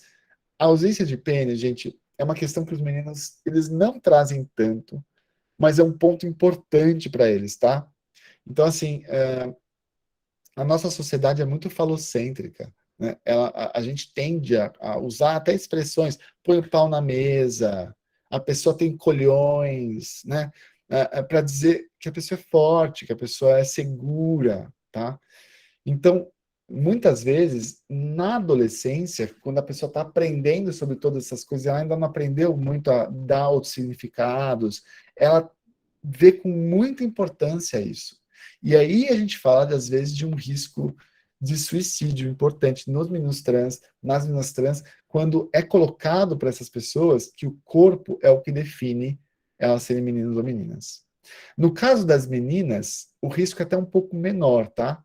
A gente vê mais meninos trans, às vezes, com ideação suicida nesse momento, tá? Da adolescência, da puberdade, por conta dessa, não vai ter, não tem cirurgia. As meninas, elas descobrem que tem cirurgia, então elas sofrem, mas elas sabem que essa cirurgia vai resolver. Nos meninos, às vezes, nesse momento, com 12, 13 anos, a coisa fica um pouco mais difícil. E se cortam mais do que as meninas, inclusive. Tem um estudo que eu estou fazendo no HC que mostrou isso. Meninos mais autolesão não suicida do que as meninas trans, tá bom? E eu estou levantando um ponto que tem a ver com a puberdade, tá? E os meninos trazem isso de diversas formas, ok? Voz fina, abaixa de estatura, tá? E aí a gente tem algumas questões, alguns desafios na adolescência trans. As inseguranças corporais que eu falei, que já todo adolescente tem, quando é trans tem um pouco mais. Questões relacionadas à libido, à leitura social produzida, né, a expressão de gênero. Leitura social, ou passabilidade, né, esse termo, eu não gosto muito do termo passabilidade, porque parece que é uma habilidade da pessoa, de passar como cis, né. Esse termo, assim, claro, tem muitas pessoas que querem ser cada vez mais passáveis, porque isso tem relação com elas aprenderam que ser mais passável às vezes é mais bonito, que ser mais passável, a pessoa vai ser mais legitimada, ela vai sofrer menos violência numa sociedade transfóbica como a nossa, tá? Ao mesmo tempo, tem gente que usa dessa questão da passabilidade para falar para a pessoa trans assim, ó, olha, você não devia se preocupar em ser passável, seja quem você é, do corpo que você tem, não opere, não faz cirurgia. Aprende a ressignificar o seu corpo e viva com o corpo que você tem. Para que fazer uma cirurgia? Você tem pinto, você é uma mulher com pinto. E tá tudo bem para você. Gente, cada pessoa é uma pessoa. Cada pessoa tem uma questão e olha para o seu corpo de uma forma diferente. Então, eu acho que, assim, não é porque algumas pessoas ressignificaram que todas têm que ressignificar ou que esse seja o desejável, ou padrão, ou algo que tem que ser esperado para uma pessoa trans. Se a pessoa está lá com uma necessidade de fazer uma cirurgia, ela está lá com necessidade de fazer cirurgia, gente, né? Então a gente vai... Até porque, desculpa, doutor Saulo, é porque tá muito, muito intenso para mim mesmo a aula. Até porque a passabilidade, ela socialmente deve ser, sim, repensada, refletida e tudo mais, mas também ela nos traz o alívio de não ter que ficar corrigindo pronomes na padaria, na farmácia, no mercado, em todos os lugares que a gente passa, ter que corrigir os pronomes que nos falam. Então, a passabilidade, ela nos traz essa tranquilidade, porque eu não tenho um dia que eu saia na rua que eu não passe pelo desconforto de ser chamado pelo pronome que não me define. É quase um privilégio, né? Na sociedade transfóbica, você tem Exato. Ser mais passável. Mas ser mais passável também traz questões, tá? Eu já vi, assim, de tudo em termos de adolescente. Adolescentes pouco passáveis, ou menos passáveis, às vezes estão mais tranquilos em alguns pontos. Por exemplo, de aceitar que é trans. Tem umas adolescentes muito passáveis, né? Que simplesmente começam a dizer que são cis e acreditam que são cis. E tinha uma adolescente, gente, que ela só se via trans quando ela ia para o HC, quando ela ia para o serviço, para o grupo. Porque todas as outras vivências, segundo ela, não eram vivências trans, eram vivências cis, porque ela era completamente passável. E ela ficava disfórica, irritada, né, de ter que chegar lá no grupo, porque, como assim? Né? Que saco eu ter que dizer para vocês que eu sou trans. Porque ela só dizia que era trans para ela mesma quando ela entrava naquele grupo. Então tem questões e questões aí que eu não vou aprofundar muito, porque tem muita coisa, gente. Vamos lá. Ó. Tem o estresse de minorias, a transfobia internalizada, revelar ou não a condição trans para as pessoas. Né? Olha só, uma fala da Ana Luísa Ferreira. Dizem que sou muito passável, o que pode ser bom, por um lado, pois faz com que eu não tenha que ficar me reafirmando. Por outro lado, quando estou com o cara, não sei o que fazer. Se conto, corro o risco dele querer me matar na hora. Mas se não conto e descobre depois, corro esse risco também. Relacionamentos, o início de hormonização, se vai ser acompanhado ou não, né? A expectativa das modificações corporais. Gente, quase metade dos adolescentes chegam no serviço já tomando hormônio, principalmente quando é menina trans. Já chegam tomando, com 14, 13, já estão tomando. Qual que é a questão? Só pode tomar a partir dos 16. Então, nós, profissionais, a gente não pode indicar hormônio antes. E aí a pessoa está lá tomando sozinha. Por que ela está tomando sozinha? Porque, às vezes, o bloqueio puberal, que eu vou falar já, é algo que a pessoa não tem acesso, e ela não pode esperar. É uma questão para ela lá, ó, a puberdade está acontecendo, não quero esperar. E toma sozinho o hormônio. Tem fetiches, né? Os fetiches trans. Então, assim, os meninos, os gays, que ficam com fetiche de transar com um homem trans, porque, nossa, deve ser uma delícia transar com homem com vagina, vou lá transar. Então, gente, as pessoas são pessoas, né? A não ser que elas mesmas queiram ser objetificadas e elas vão escolher ser objetificadas, vá lá, faça comigo o que você faria com um boneco inflável. Se ela não falar ou não quiser isso, fazer isso com a pessoa não é interessante, não é legal, não é ético, né? Fetichizar alguém sem a anuência da pessoa. Né? Dentro do sexo pode tudo, com consentimento. Então, fetichizar sem consentimento, não. E aí, então, adolescente trans vai ter essa vivência real, a gente vai preconizar a vivência real no gênero desejado, identificado, as intervenções psicológicas e psiquiátricas quando necessárias, as intervenções sociais e as físicas quando necessárias e desejadas, tá? Tem vários protocolos de transição, para transição social na infância, para transição em relação a modificações corporais, hormônios, e o que diz o Conselho Federal de Medicina, em 2019. Transição social, qualquer idade. Então, tem 2 anos, pode transicionar. Tem 5, pode transicionar, tá bom? O que é a transição? Vou falar no próximo slide. Mas é completamente reversível. O bloqueio puberal a partir da entrada na puberdade. Estadio Tanner 2. Hormonização a partir de 16 anos, ou 18 se você estiver no SUS. 16 particular, 18 no SUS. E cirurgias 18 particular, 21 no SUS. Por que isso? Porque no SUS, a gente tem o processo transexualizador do SUS, da portaria do Ministério da Saúde, que está desatualizada, tá? Em relação ao Conselho Federal de Medicina. A portaria do SUS é de 2013, tá bom? E isso aqui é de 2019. Enfim, somente com acompanhamento de equipe multiprofissional, com consentimento dos pais, não são prescritos hormônios nem indicadas cirurgias para crianças, tá? E não é um processo com começo, meio e fim, cada um vai definir o que é melhor para si. O que é a transição social? É equiparar a identidade de gênero com a expressão de gênero, né? Então, ela é reversível, ela é possível em qualquer faixa etária. O que você vai ter de benefício? Possibilidade de vivência no gênero, possui uma ação integradora na estrutura psíquica, com efeitos na autoestima e desenvolvimento de autonomia. Melhora do conforto pessoal, diminui o estresse causado pelo meio social, você vai ter crianças mais felizes, confortáveis, integradas, tá? Então, assim, ó, mas é só uma fase. Gente, permitir que a criança vivencie essa fase não vai aumentar a chance dela ser trans, se você está com medo disso, tá? Só vai fazer com que ela vivencie essa fase da melhor forma possível, ok?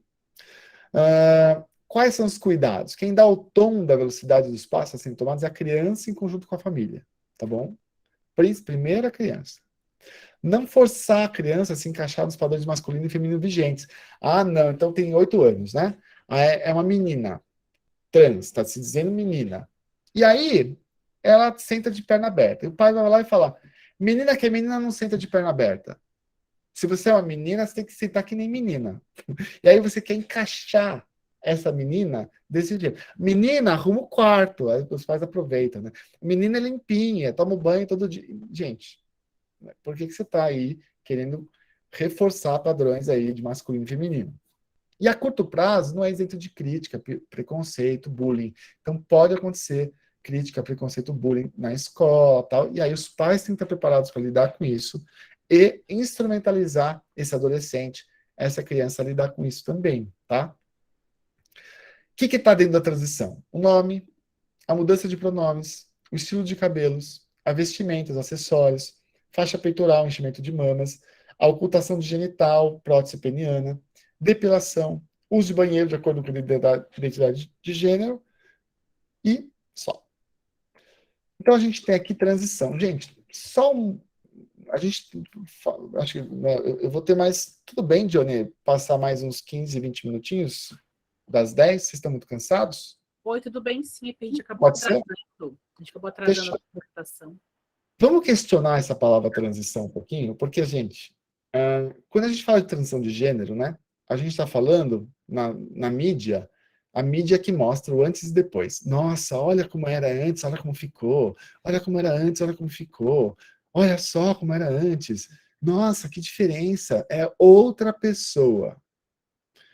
É outra pessoa, né? Por que é outra pessoa? Transição significa que a pessoa matou a pessoa anterior e deixou de ser? Né? Isso é uma questão que a gente trabalha muito com adolescente, com pessoas trans. Né? A pessoa trans, ou seja, ela não mata a história dela. Por mais que, ok, ela sofre, às vezes ela não quer ver foto, ela não quer ver quem... Né, porque tem questões aí que ela lembra do quanto sofreu, mas essa pessoa é esta pessoa. É a mesma pessoa. Essa pessoa é esta pessoa. Quando a gente fala de transição, olha só, fica mais fácil, né, falar de transição de corpo. Quando a pessoa, sabe, essas coisas horríveis, né? Antes era gorda, agora como ficou, ou o contrário, né? Ou até a transição etária, né? Olha como era, olha como ficou. Por que nessas transições a gente mantém a continuidade do indivíduo? Essa pessoa é essa pessoa, essa pessoa é esta pessoa, só que nessa transição não. A pessoa morreu e aí virou, nasceu essa. Essa pessoa morreu. Não, gente. Faz sentido o que eu estou falando para vocês? Faz sentido? Por que isso? Porque aí a gente precisa ter uma ideia de que a pessoa continua. Ela é a mesma pessoa. Ela não deixou de ser. Né? Quando a gente fala com os pais, muitas vezes, ai, não, eu vou perder a minha Michele. A Michele vai sumir, agora vai vir o Renato.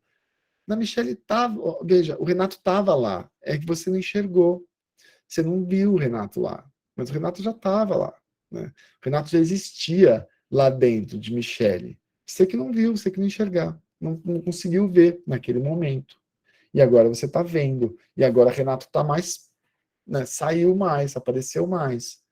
Veja, Renato é mais essa pessoa do que o que você colocava de roupa. Né? Sabe essas pessoas que os pais vestem até os 40 anos, né? A pessoa não consegue comprar roupa para si mesmo, porque lá ainda não sabe direito qual que é o próprio estilo? Olha só, ela está lá dizendo quais são as roupas, como que ela quer ser, como que ela vai existir. Então, o papel desses pais é estar do lado. Né? É construir esse amor de amar quem a pessoa é, não quem quer que seja, tá bom? E o bloqueio puberal, gente? Ele é reversível também, tá? Ele é reversível, ou seja, bloqueio puberal não é nada, nenhuma invenção que inventaram especialmente para pessoas trans, é um procedimento já feito há muitos anos para pessoas que têm puberdade precoce, tá? E a gente se usa análogos de NRH.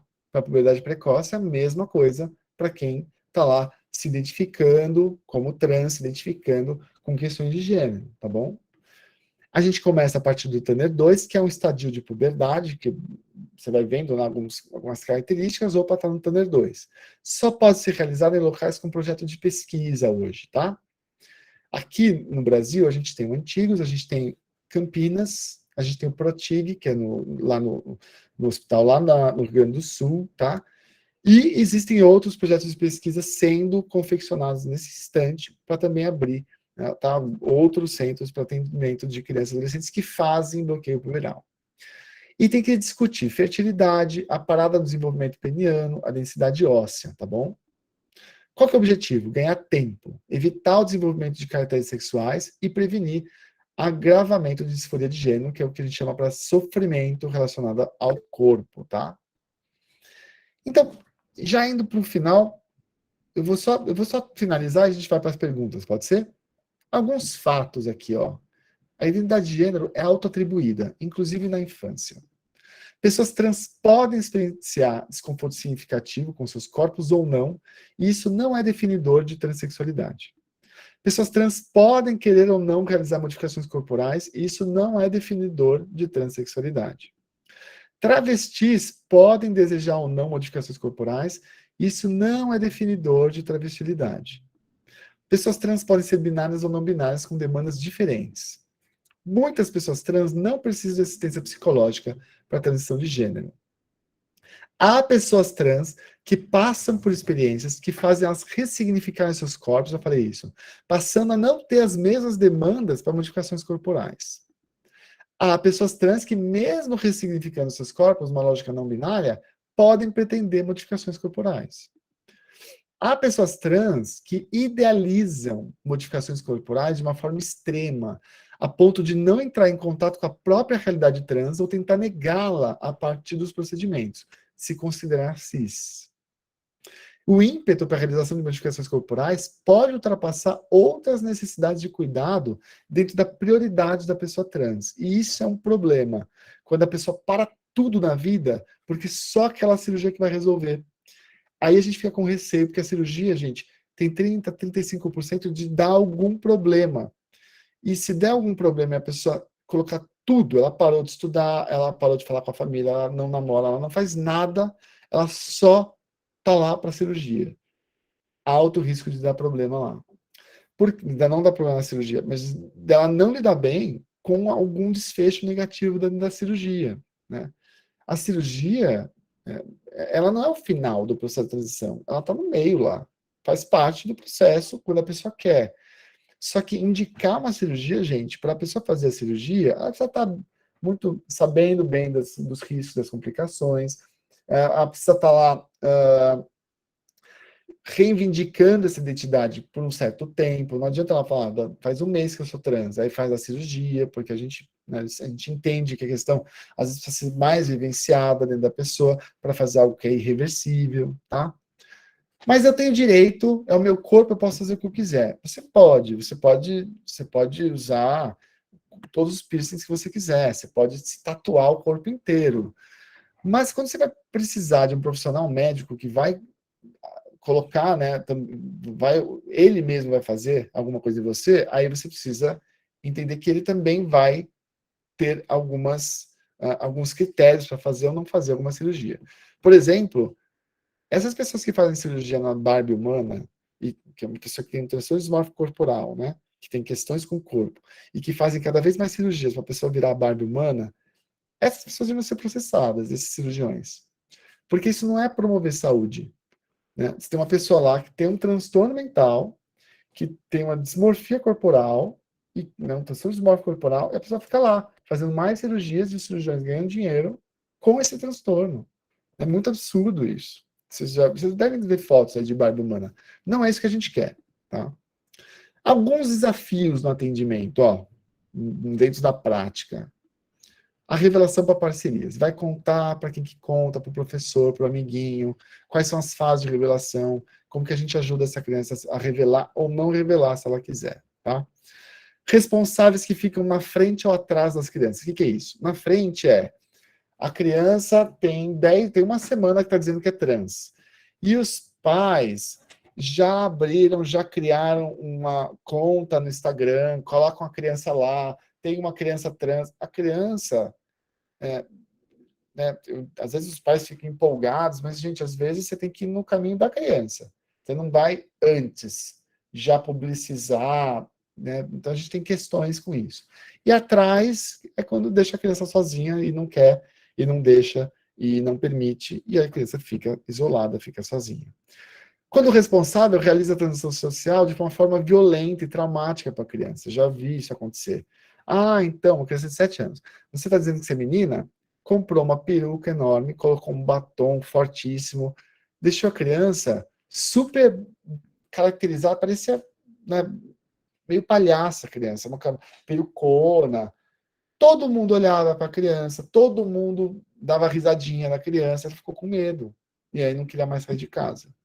E desistiu de usar peruca. Então, assim, a mãe fez isso para traumatizar a criança. Vínculos simbióticos. Quando você perde a continuidade entre as pessoas, né? Você não sabe direito mais quem é quem. Dentro de famílias que podem ser simbióticas também.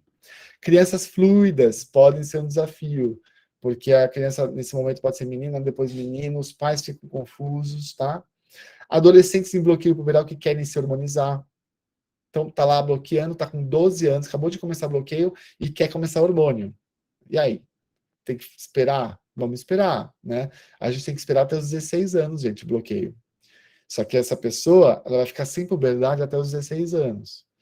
É melhor do que ter a puberdade que ela não quer. Mas, ao mesmo tempo, ela vai ter questões aí que ela vai vivenciar, que é olhar para os coleguinhas que estão tendo puberdade e ainda não ter a própria puberdade no corpo, tá? Adolescentes que desejam hormonização antes da transição social de gênero. Isso é muito comum, tá? Chega adolescente, faz uma semana, sou trans. Ou faz 2 meses, sou trans.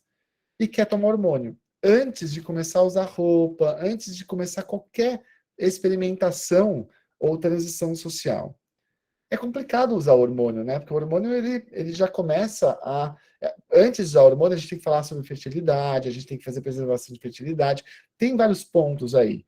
Então, o que a gente preconiza é que essa pessoa vivencie um pouco, lide com as questões antes de ter aí uma modificação corporal hormonal, tá? Cirurgias depois do bloqueio puberal também podem ser um desafio, mas está sendo resolvido já, tá? Com técnicas novas, porque o bloqueio puberal, ele vai, né, atrasar, às vezes, o desenvolvimento do pênis, não desenvolve, ou desenvolve menos, aí você vai ter uma cirurgia diferente. E desafios em saúde mental também, tá? A gente tem aí, em crianças com a mesma saúde mental que outras crianças cis. Em adolescentes já fica diferente. Né? Então, a gente não vê mais transtornos mentais em crianças, a gente vê mais transtornos mentais em adolescentes. E aí a gente vê quando você tem uma sociedade transfóbica e várias experiências de vitimização, de estigma, de discriminação desses adolescentes. Aí tem delírio de autorreferência, transtorno alimentar, transtorno de personalidade borderline. Esse transtorno, gente, é um transtorno em que a pessoa vai constituindo uma personalidade com muito medo de abandono, com muita dificuldade de compreender amor ou de incorporar amor em si. Então, a pessoa sempre vai testar as relações porque ela vai achar que não está recebendo amor. Então, ela precisa testar o tempo todo os vínculos. Então, os vínculos ficam instáveis, tá? A pessoa, ela tem muita oscilação de humor. Veja, se não tiver suporte familiar ou experienciarem violências transfóbicas, essas crianças e adolescentes podem desenvolver receio de abandono, irritabilidade, sentimento de vazio, raiva inapropriada, autolesão, uso abusivo de substâncias e vão receber esse diagnóstico incorretamente, tá? Então, é um ponto importante para salientar em termos de saúde mental. Autolesão não suicida, tentativa de suicídio, transtorno do espectro autista, TEPT, que é o transtorno de estresse pós-traumático, depressão, ansiedade, problemas com uso de substâncias, comportamento sexual de risco e transgressão de normas sociais. Um estudinho aqui, ó, 14% desses adolescentes trans já tinham tentado o suicídio. Desses, ó, mais frequente homem trans, depois não binário, depois mulher, e depois as pessoas questionando, tá bom? Mulher cis, ó, 17,6, e homem cis, 9,8. Olha a quantidade em comparação, bem menos, né, do que as pessoas trans. Existe uma intersecção, né, entre identidade de gênero e orientação sexual, então ser trans e não hétero aumenta o risco em 2 a 4 vezes. Não modificou o risco, o grau de educação, morar numa área rural urbana e diferenças raciais, nesse estudo aqui. Não foi contado nenhum outro fator sociodemográfico também. Já finalizando mesmo, tá? Quais são as contraindicações psiquiátricas para a modificação corporal, para hormônio, para cirurgia? Quando que o psiquiatra vai falar não, ou quando qualquer profissional de saúde vai falar não, não dá para fazer modificação corporal aqui, tá? Quando existem quadros psicóticos graves, quando existe deficiência intelectual grave, quando existe transtorno do espectro autista grave, transtorno de humor grave, ou seja, prejuízo do consentimento e da capacidade de autodeterminação.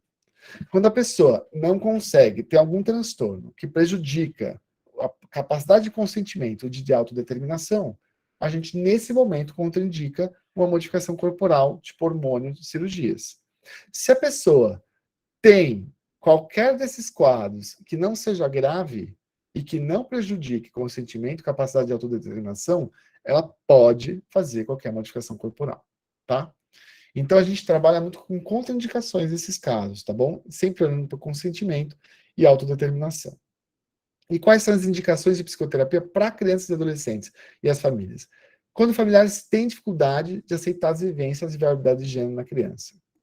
Quando você tem crianças que vão demonstrar sintomatologia ansiosa, opositiva, desafiadora, depressiva, déficit de atenção, criatividade. Crianças que vão apresentar muita dificuldade para lidar com uma identidade de gênero diferente daquela que foi designada. Então, ela tem muita dificuldade, várias questões, pode encaminhar para psicoterapia. Crianças que apresentam comportamentos tipo autolesivo, ideação suicida, acuidar de uma forma compulsiva, comer seletivo, transtorno alimentar, mutismo, enurese. Enurese é urinar, né? Na cama, fazer xixi. Encoprese é evacuar, tá? E retenção urinária. E vínculo simbiótico muito intenso com os responsáveis, que podem trazer outras questões também. Beleza?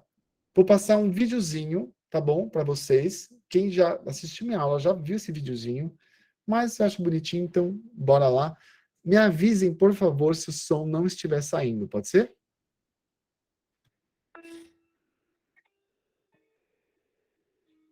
Tá saindo, gente? O som não. Tá sem som? Que triste. Tá baixinho. Então, vamos deixar para depois. Depois desse vídeo, porque esse vídeo sem música para mim não fica muito bom. Queria agradecer, gente. Esse aqui é o livro que a gente escreveu e a gente está lançando o segundo curso de saúde LGBTQIA+, tá bom? Walter está nele, Dione está nele, tem várias aulas sobre crianças e adolescentes e outros temas dentro da saúde LGBTQIA+, tá? A gente tem, da mesma forma que a gente fez com o livro, né, a gente também chama para quase todas as aulas pessoas trans, intersexo, não binárias, para falar junto com a gente. Então, a gente junta para falar junto, tá? Para construir a aula em conjunto, para ter uma aula realmente multidisciplinar, transdisciplinar também, tá bom?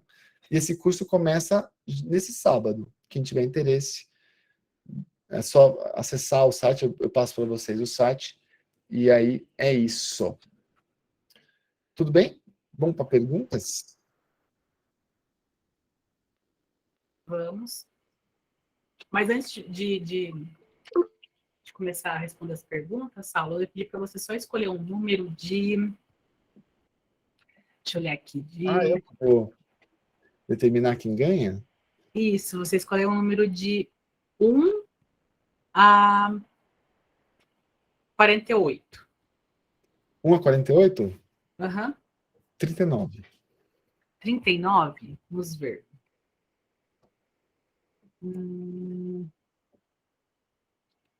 Jasmine. Jasmine Eide Domini Romano. Jasmine, foi você que ganhou o livro que a Thaís escreveu sobre a história do Jacob. Tá? Daí depois eu preciso falar contigo, você me chama no privado, que eu tenho que pegar alguns dados seus, tá? Para a gente poder estar enviando para você. Pronto, Saulo. Muito bem. E aí, gente? Lígia. Lígia.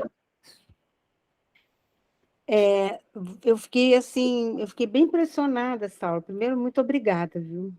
Assim, eu aprendi muito, percebi o quanto que eu não sei muita coisa, né? Um grande estímulo, né, também para a gente continuar e tudo. Muito legal. Assim, eu fiquei muito impressionada com aquela estatística que você apresentou, né? Os índices de suicídio de homens trans em relação às mulheres trans, porque o que eu até agora conheci em relação a, por exemplo, eu sei que o índice de violência contra a mulher trans, né, que leva à morte, é maior do que em relação aos homens trans, né? A expectativa de vida é diferente. Então, por quê, hein? O que existe de explicação a respeito disso? Então, são teorias, tá? Uma das teorias, porque assim, o risco, um dos grandes riscos é na iminência da puberdade. É quando tá lá. E aí, a puberdade, ela dá ela quebra com a fantasia, né? Do tipo, não, um dia eu vou ser. Não vai, ó. Você tá menstruando, não vai crescer. Porque tem, às vezes, uns meninos trans que com 3, 4, 5 anos estão lá. Não, vai crescer meu pinto. Vai crescer meu pinto. Chega com 7, vai crescer meu pinto. E aí não cresce, né? Não vai crescer. Isso pega. A gente escuta isso muito com crianças, tá? Depois de chegar na adolescência, eles param de falar isso. O pênis passa a ser um tabu. passa a ser uma questão, né? Eu também estou dentro da sociedade falocêntrica, eu não quero usar o pênis de culpado aí de jeito nenhum, mas a gente vê muito acontecer na puberdade. Tem também um outro ponto que é, a nossa sociedade é uma sociedade muito machista, ou seja, a gente elenca, né, coisas muito positivas na masculinidade, e aí quando a pessoa vai ficando mais feminina, ela vai perdendo status, vai caindo dentro do status social. Para uma criança, né, a pessoa lá tem pênis, e aí de repente ficou feminino, uma mulher trans, ele cai no status social. Isso leva à violência, leva a algumas questões. Mas ela, às vezes, tá, pensando nesse sentido, ela pode ser mais, quando é criança e tudo mais, ela vai entendendo que já virou um... Agora, o menino trans, ele sente às vezes que ele precisa se elevar em termos de status social. Ele precisa reivindicar mais a masculinidade, porque ele não tem algo que falta na masculinidade, que é todo o corpo, que é, né, é a altura, tudo que é considerado de masculino, que é a força, a altura, a voz, tudo isso precisa reivindicar. E essa reivindicação muitas vezes pode ser dolorosa durante a puberdade, quando começa a menstruar, que é uma coisa vista muito como feminina e tal. Ao mesmo tempo, a gente também tem aí um outro fator importante, tá? Que a gente tem que pensar. E aí, esse é um ponto bem complexo, porque a gente tem visto, quando a gente tem aí, tá? Mais pessoas trans na mídia, mais pessoas trans na TV, em todos os lugares, as pessoas começam a compreender a transexualidade e entender a transexualidade como possível. E a adolescência é o momento em que você vai pegar várias identidades e vai testá-las. Então você pode testar a identidade emo, a identidade trans, a identidade não binária, a identidade cis machinho, aí você pega o homem, o menino cis de 13 anos, e começa a falar de um jeito específico, porque todos os meninos estão falando dessa forma, você fala, meu Deus do céu, não vê esse macho escroto, aí ele começa a virar machinho escroto, aí ele se desconstrói, porque ele descobriu que ser macho escroto não é legal. Então tem um monte de coisa na adolescência que acontece, né? E pode acontecer da pessoa falar, sou trans. Muita gente me pergunta, mas você está vendo mais adolescentes dizendo que são trans hoje em dia? Pode ser que sim, porque tem a transexualidade vira uma possibilidade, que legal que mais pessoas se questionem se são trans ou não. A gente não está falando aí de pessoas que farão modificações corporais, a gente está falando de pessoas que estão questionando se são ou não. E aí é interessante a gente se perguntar, não só adolescente, a gente pode se perguntar se a gente é trans ou não. Vocês sabiam disso?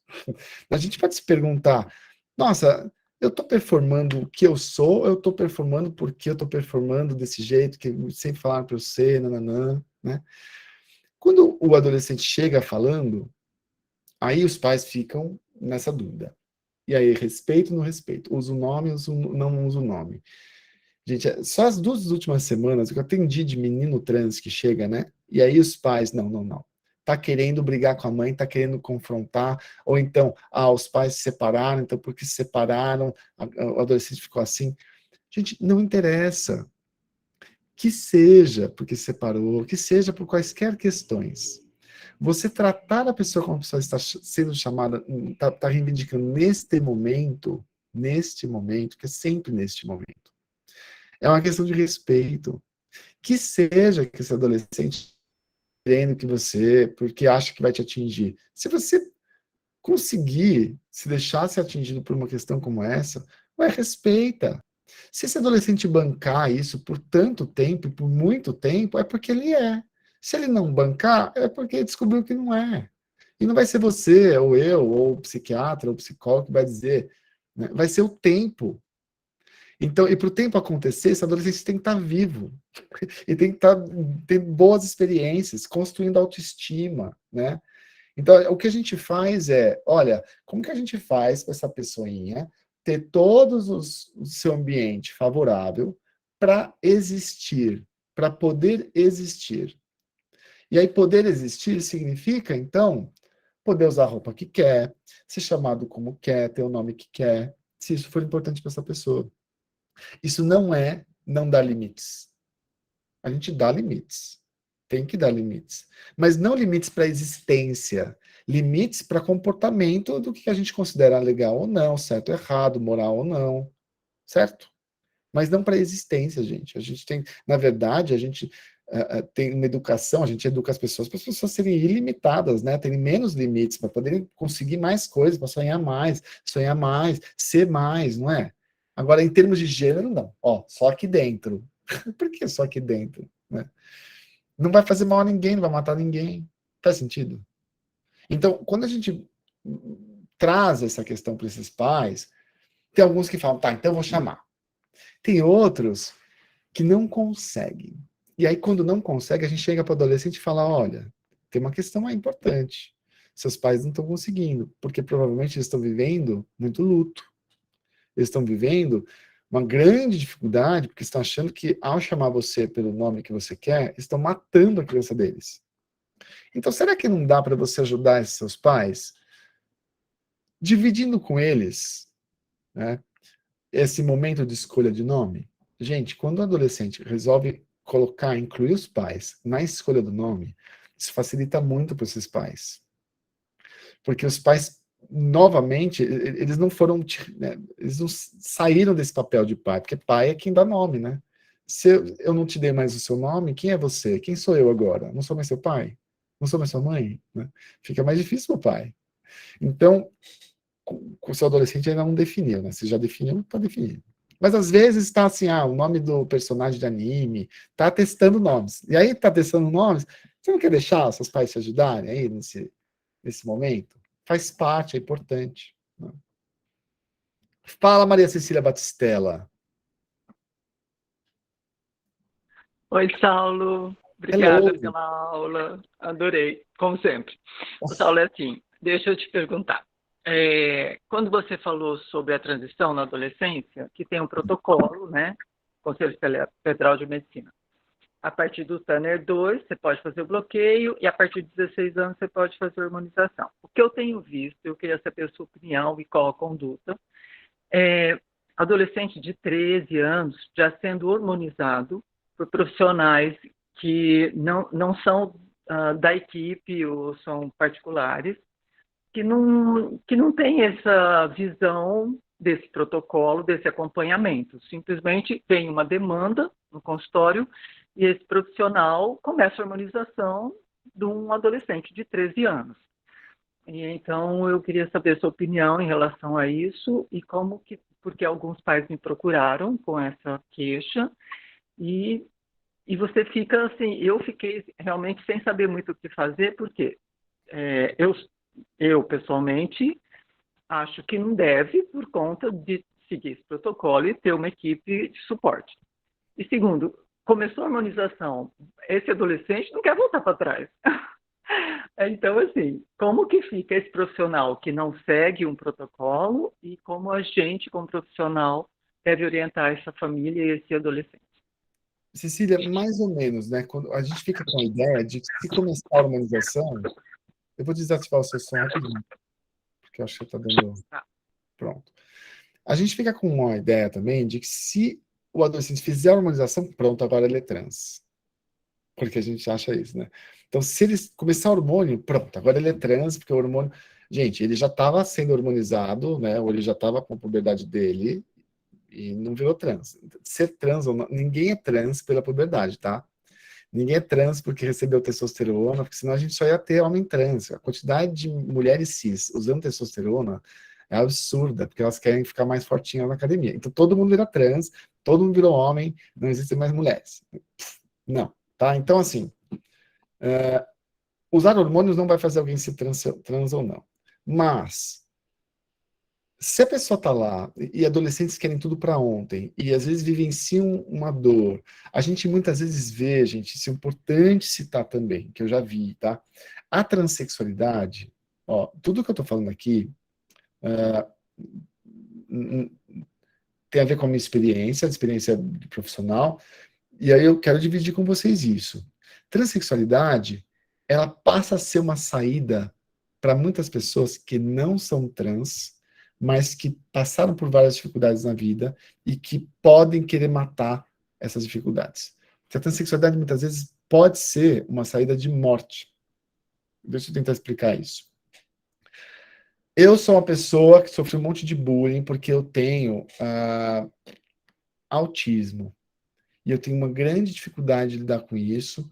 Eu sou uma pessoa que sempre tive muitas dificuldades de comunicação, tenho essa questão, é muito difícil para mim, eu não consigo me comunicar tal. E de repente, eu descubro que existem pessoas trans e pronto, é por isso que eu sofri o tempo todo.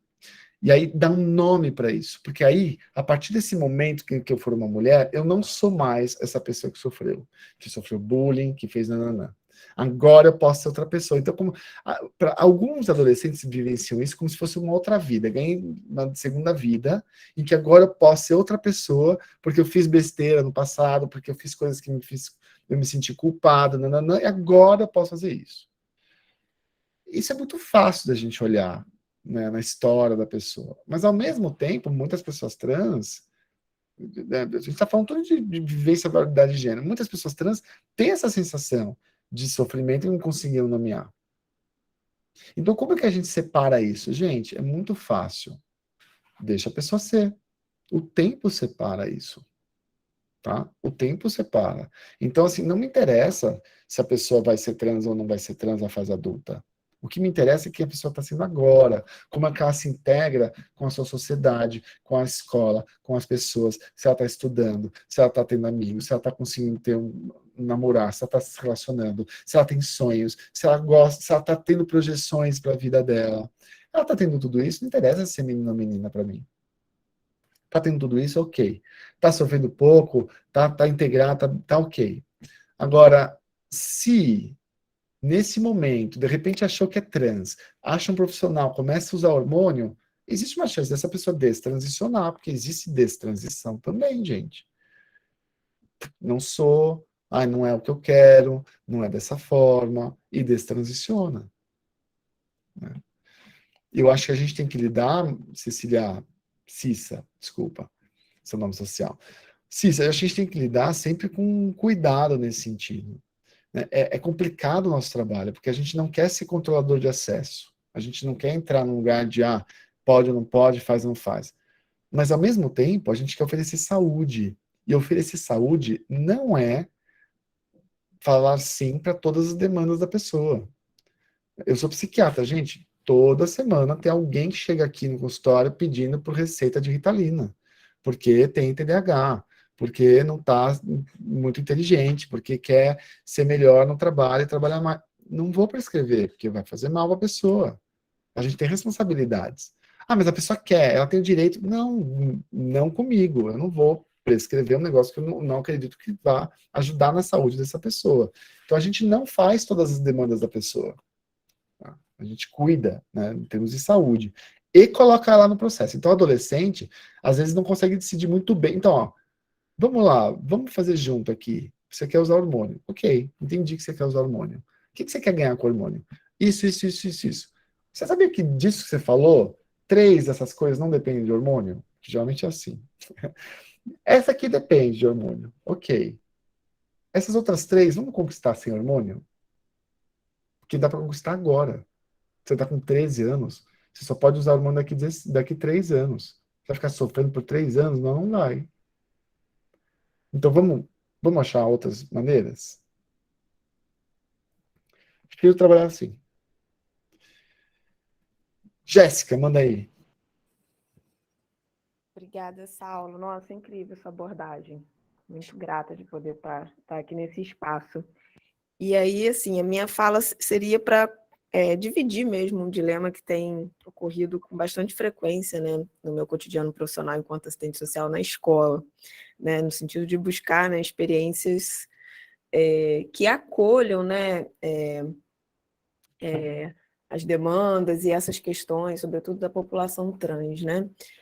Atuando na educação básica, na escola onde atuo, tem tido um dilema muito grande com o uso do nome social, né, dos estudantes, e que, na sua maioria, são menores de idade.